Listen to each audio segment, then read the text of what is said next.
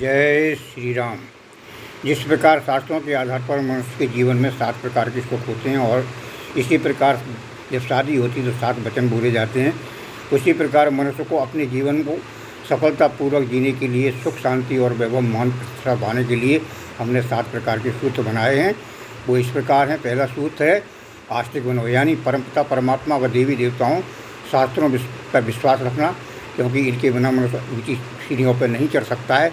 जिस प्रकार से हवा है मगर हवा दिखती नहीं है, इसी प्रकार के भगवान है, भगवान दिखाई देते, विश्वास करो। दूसरा है गुरुमुख बनो, यानी गुरु बनाओ, क्योंकि निगरा के हाथ का पानी भी शुभ नहीं होता है, न धर्म हवन पूजन आदि की सफलता होती है। लेकिन गुरु किस प्रकार से बनाना चाहिए? गुरु सतगुरु बनाओ जो सत्य को जानने वाला हो।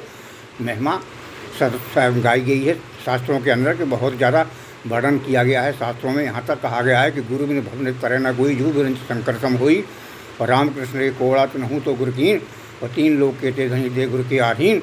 इसलिए सतगुरु बनाओ, सत्य को जानने वाला बनाओ। सत्य को जानने वाला हो वो आपको सत्य की निगाह में ले जाएगा। तीसरा है सेवक बनो, यानी मैं माँ बाप गुरुजन अपने से बड़ों इनकी सेवा करो, इनका सम्मान करो, इनकी पूजा करो, इनकी दुआएं व आशीर्वाद लो।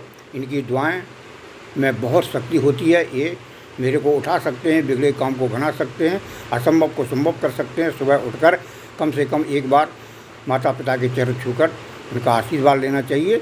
कहा है कि प्रातःकाल उठ के रघुनाथा नावहीं माता पिता गुरु माता धर्म। चौथा है धर्मात्मा बनो, यानी कर्म धर्म क्या है इसको जानो और मानो। दीन दुखियों की मदद करो, असमर्थ और असहाय लोगों की सहायक बनो। धर्म पर चलने वालों की हर तरह से संभव मदद करो। इसलिए कहा है कि धर्म के से धन ना घटे जो सहाय रघुवीर। दूसरों की मदद करना सबसे बड़ा धर्म होता है।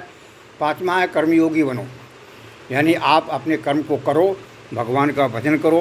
गृहस्थ हो तो गृहस्थ का पालन करो, और अगर आप जो है व्यापारी हो तो व्यापार करो, धंधों के गाँव बच्चों को लालन पालन करो, ये सब कुछ करो। इसके बाद में आप जो है 6वां आता है विवेकी बनो, यानी धर्म के किसी भी धर्म यानी कर्म भी किसी के कही हुई बातों पर या आँखों से देखकर कानों से सुनकर भी सत्य मत मानो। विवेक करो और उसकी सच्चाई को जानो। ये बहुत ही महत्वपूर्ण सूत्र है।